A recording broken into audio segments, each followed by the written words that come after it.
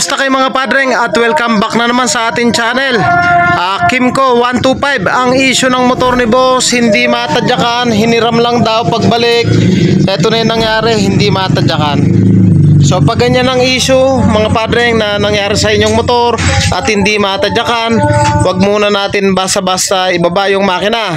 Ang una natin gagawin dyan, dun muna tayo sa kanyang magneto. Minsan kumakalas yung tornilyo o kumakalang kaya hindi matadyakan. So dun muna tayo sa kanyang magneto, baklasin natin yung magneto side nya.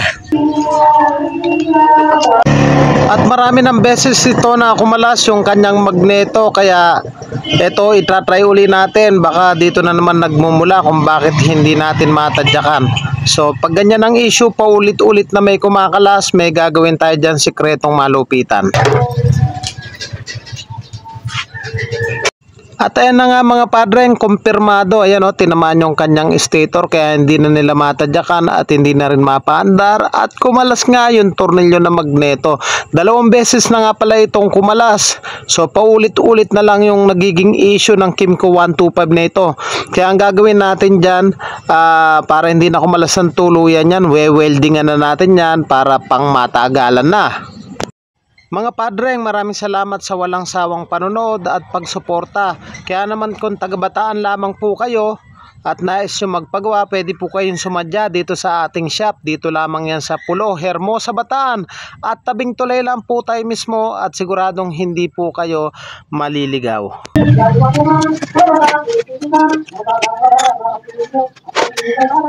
So yun mga padreng, gamit yung ating welding machine. Ayan o, winelding na natin yung kanyang tornilyo.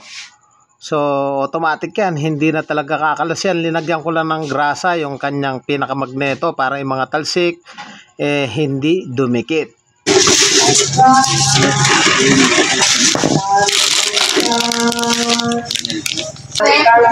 So mga padreng, nakabit na natin bagong stator. Ang ginawa natin, paulit-ulit kasi to, nakadalawang stator na, kumakalas yung tornilyo, kaya rin-medyo natin, inispatan na natin yung 3 tornilyo niya para hindi na tuluyang kumalas pa. Paki-start mga boss.